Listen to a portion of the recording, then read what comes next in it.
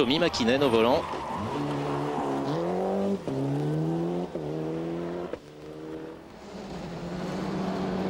Cela s'est poursuivi par sa victoire en Australie, toujours avec Risto Mäkinen à ses côtés. Et enfin le rallye de Grande-Bretagne pour Mitsubishi, cette fois c'était pour Richard Burns, puisque Tommi Mäkinen, vous vous en rappelez, avait abandonné dès la première journée. Et son coéquipier, Richard Burns, l'avait emporté. Et enfin, bien sûr, le rallye de Monte-Carlo, premier de l'année 1999, où Tommi Mäkinen a également fait preuve d'une superbe domination au volant de sa Mitsubishi Lancer Evolution. De quoi réjouir Phil Short, le team manager Mitsubishi. Vous avez donc égalé le record de Lancia de 6 victoires consécutives. Et oui, c'était dans un moment où la compétition est très relevée. Donc nous sommes vraiment très fiers de cela. Tommi Mäkinen, qui est premier pilote Mitsubishi depuis 1995 et qui a fait évoluer la Mitsubishi Lancer comme il le souhaitait, c'est quand même un atout essentiel. Bien sûr, Tommi est un pilote formidable et nous avons développé la voiture pour convenir à son pilotage, pour la rendre facile à piloter, c'est ce qu'il souhaitait. Elle est fiable, solide et elle semble bien accrochée au sol. Effectivement, elle est très performante cette Mitsubishi. Freddy Loix, le Belge, était donc le copilote.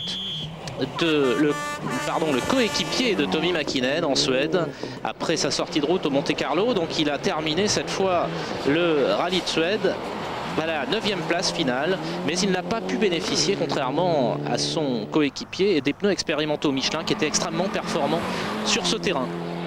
Dans la catégorie Groupe N, Yuko Puaka a également remporté la victoire au volant d'une Mitsubishi Lancer Evolution 4, ce qui a complété le succès du constructeur japonais. Du côté de Toyota, il y avait les deux voitures de Carlos Sainz et Didier Auriol engagées à ce rallye de Suède. Carlos Sainz a remporté 7 victoires spéciales sur 19 et donc s'est emparé de la 2e place finale. Quant à Didier Auriol, on l'a vu tout à l'heure, il a échoué de très peu sur pour la 3e place. Il termine donc 4e avec 2 victoires, 2 spéciales. Quant à Carlos Sainz, lui, n'a rien pu faire pour contrer Tommi Mäkinen. Au terme du 2e jour, on lui disait qu'il restait tout à faire pour demain. Mais en fait, il disait que c'était quasiment impossible, si Tommi n'avait pas de problème, de revenir sur lui. Et pendant les 5 spéciales de la dernière journée, effectivement, Carlos Sainz est revenu un petit peu sur Tommi Mäkinen, puisqu'il s'est rapproché à 18 secondes 1 exactement du pilote finlandais. Mais en fait, il n'a pu que constater son impuissance avec une Toyota Corolla qui semble, il est vrai, en retrait par rapport à la Mitsubishi. C'est vrai que la Mitsubishi est extrêmement rapide en ce moment, extrêmement rapide et difficile à rejoindre. Et je suis quand même content que les Toyota soient les premières du paquet à être capables de se rapprocher de cette voiture. Effectivement, les deux Toyota de Didier Auriol et Carlos Sainz ont rivalisé. Après un problème de programmation des différentiels qui rendait un train avant trop lourd pour Didier Auriol, en fait, il a trouvé la bonne balance pour la voiture. On a vu qu'il avait été extrêmement performant lors de la 3e et dernière journée. Et il a donc remporté 2 spéciales dans cette dernière journée. Nous avons perdu un peu de temps dans la première journée, nous n'étions pas très contents avec la balance de la voiture et nous avons perdu 30 secondes dès le début de la journée. Cela s'est mieux passé lors des 2 jours suivants. Je pense qu'avec une spéciale de plus, une des 2 voitures, une Ford, la Ford de Radström ou la Toyota de Didier, n'aurait pas terminé ce rallye. C'est vrai que ça allait de plus en plus vite entre les 2 hommes. Et la bagarre était extrêmement intense, mais après les problèmes rencontrés au Monte Carlo, le bilan global de Toyota est tout de même excellent. Passons maintenant à la Ford Focus qui avait été déclassée du Monte Carlo pour cause de pompes à eau non conformes. Cette fois en Suède, les pompes à eau étaient revenues à la norme standard. Il y a eu beaucoup de nuits sans sommeil pour beaucoup de monde pour arriver à mettre la voiture conforme au règlement. Donc nous avons eu un excellent soutien de Ford à Cologne et à Downton et nous avons, je pense, réussi à faire du bon travail grâce à tout ce soutien. Et maintenant donc nous avons une pompe à eau standard. Nous n'avons pas fait d'essai, mais je pense que ça devrait se passer quand même assez bien. Voilà, tout s'est bien passé effectivement. Pour Colin McRae, lors de la première journée, il était 5e du classement général, malgré une roue cassée. Mais en revanche, dans la deuxième journée, ça allait se passer beaucoup moins bien pour le pilote écossais, toujours aussi spectaculaire. Voilà le genre de spectacle auquel il a assisté avec son coéquipier Nicky Grist, son copilote. Donc la Ford Focus qui était devenue une vraie bouilloire avec une épaisse fumée qui sortait du capot. Et finalement, Colin McRae a été contraint à l'abandon avec un moteur qui avait rendu l'âme dans la première spéciale du deuxième jour. Voilà Kankkunen qui passe à côté de la voiture, a arrêté et rien à faire donc pour faire repartir la Ford. Quelque chose s'est passé dans le système de refroidissement. Nous ne savons pas quoi exactement, mais nous allons la ramener en Angleterre et analyser tout cela. Du côté de Ford, il y avait tout de même des compensations, notamment bien sûr la performance de Thomas Radström devant son public qui a été extrêmement brillant, le Suédois de 33 ans, avec Fred Gallagher à ses côtés, qui était déjà le copilote de Simon Jean-Joseph au rallye de Monte-Carlo. Et donc qui termine 3e du rallye de Suède 1999. L'an dernier, il avait déjà mené cette épreuve à bord d'une Toyota Corolla, mais dans la deuxième journée, dans la fameuse spéciale de Jute Beau, il était sorti, il avait dû abandonner. Cette fois, c'est donc une superbe 3e place pour Thomas Radström, félicité par Malcolm Wilson.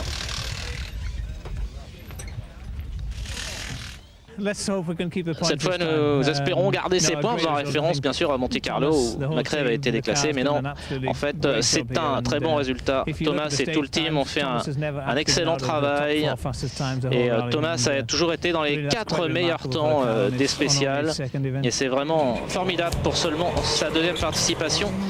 Voilà, malheureusement vous le savez, Radström ne sera pas là au Kenya, nous vous en parlerons tout à l'heure un petit peu plus longuement. On se retrouve après un break commercial.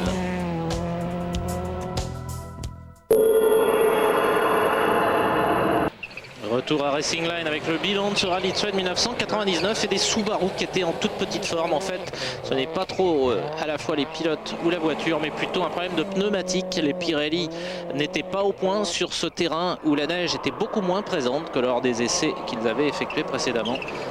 Et Juha Kankkunen et Richard Burns se sont battus pour une 5e place. Bien décevante. On va écouter Richard Burns à l'arrivée de la spéciale 12, donc à Jute Beau, après 47 km d'effort. Comment s'est passée la spéciale, Richard? C'était très difficile. Après 2 tiers à peu près de la spéciale, nous avons perdu toute adhérence. Et à partir de là, il a fallu faire ce qu'on pouvait avec ce qu'on avait effectivement. Des moments difficiles donc pour Richard Burns, mais aussi pour Juha Kankkunen qui a perdu son flegme, pourtant légendaire, à certaines occasions. Et il a eu du mal à contenir un certain agacement. On va l'écouter également à l'arrivée de cette spéciale numéro 12 de Jute Beau, extrêmement éprouvante. Comment s'est passée la spéciale, Juha? Ok, pas trop mal. Mais les pneus ne marchent pas. C'est la même chose qu'avant.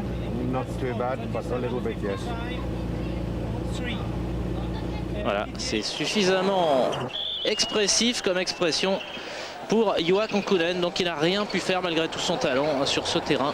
Avec des pneus qui n'accrochaient pas beaucoup. Bruno Thierry s'est classé lui à la 10e place et il essayait une boîte semi-automatique dont nous vous reparlerons également plus tard. En fait, le bilan global est plutôt bon. Nous n'avons pas eu vraiment de problème, à l'exception de ces difficultés d'adhérence. Et en fait, les conditions étaient différentes de celles que nous avions eues lors des essais. Nous étions très contents des pneumatiques à ce moment-là, mais en fait, maintenant, il fait beaucoup plus chaud et nous n'avons pas eu l'occasion d'essayer dans ces conditions.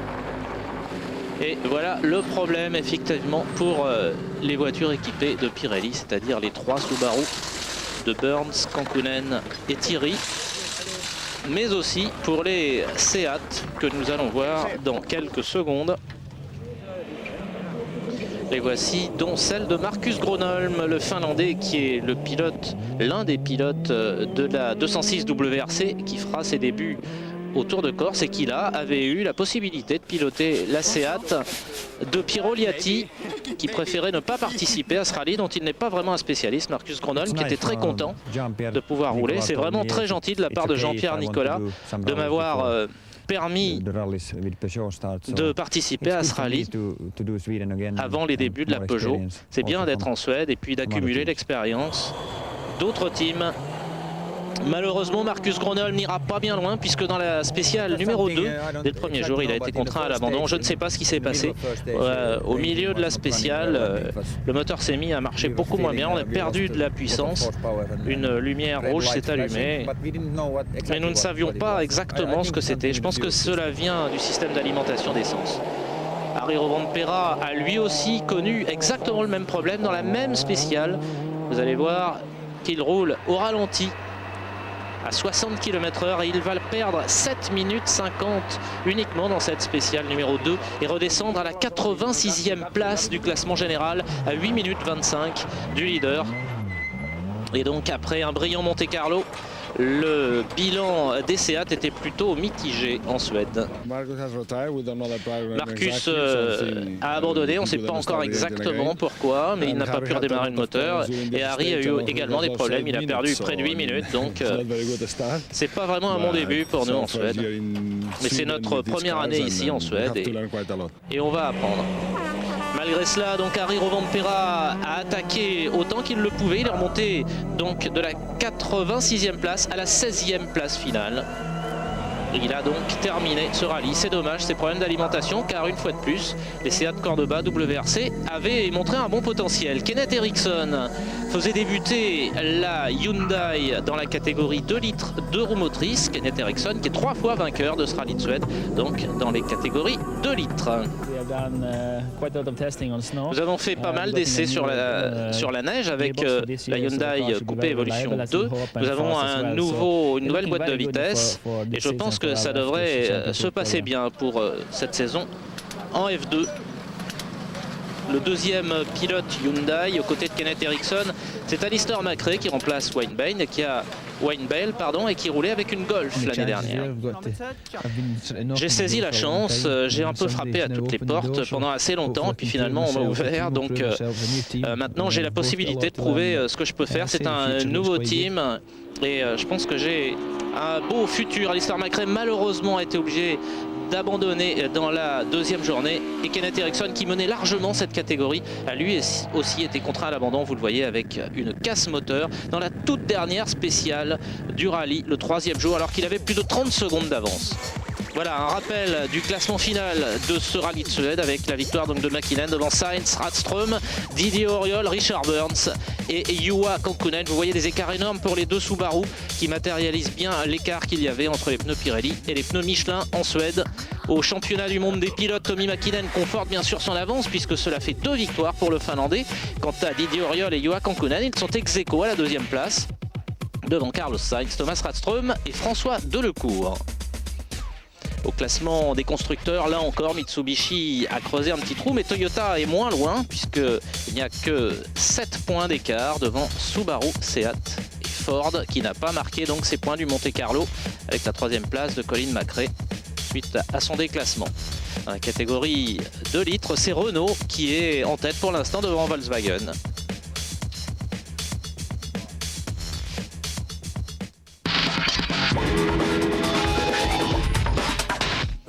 Voilà la nouveauté, bien sûr la nouvelle dans cette catégorie des rallyes, c'est Thomas Radström qui s'est cassé la jambe gauche lors des reconnaissances du Safari Rally, non pas en voiture mais en tombant dans son hôtel, en ratant une marche dans un escalier. Il s'est cassé 2 fois la jambe en 2 endroits. Il sera remplacé par le Norvégien Peter Solberg, donc au Safari Rally.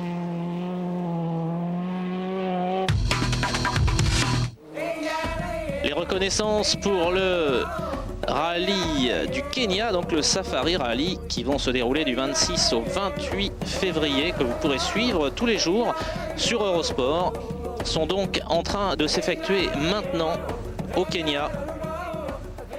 Et tous les teams travaillent dessus, y compris le team Toyota qui commençait dès après la Suède à œuvrer là-dessus. Il faudrait être fou pour être suffisamment confiant avant le Safari, parce que c'est un rallye qui demande une préparation extrêmement spéciale et particulière. Il y a beaucoup de possibilités de casser et on voit qu'il y a beaucoup de tactiques effectivement aussi à prendre en ligne de compte. On a vu le résultat des Ford l'année dernière. Les reconnaissances commencent mercredi donc. Et nous avons vraiment fait beaucoup d'efforts là-dessus. On va voir ce qui s'est passé l'année dernière avec Carlos Sainz et Didier Auriol. Carlos Sainz donc qui a été obligé d'abandonner dans la spéciale 13 avec une suspension endommagée, vous l'avez entendu. Luis Moya qui disait par radio qu'ils avaient cassé la suspension arrière. Quant à Didier Auriol, on va le voir, il va terminer à la 4e place finale, malgré un tonneau assez spectaculaire pour le pilote français. En fait, bon, nous avons déjà un atelier qui est prêt au Kenya, nous avons des équipements là-bas qui restent toute l'année et nous envoyons du matériel environ 3 semaines avant. Nous avons envoyé 4 tonnes de matériel, mais c'est vrai que sur un plan logistique, ce n'est pas plus compliqué qu'un autre rallye. Voilà, dans le prochain numéro de Racing Line, nous allons vous faire une revue complète de l'édition 98 et vous parler de l'édition 99. Juha Kankkunen, le Finlandais volant 4 fois champion du monde, s'apprête à battre un autre record puisque ce sera sa 130e participation à un rallye de championnat du monde au Safari Kenya. Le Finlandais de 39 ans donc, qui s'apprête à participer à son 130e rallye de championnat du monde. Formidable record pour le Finlandais volant.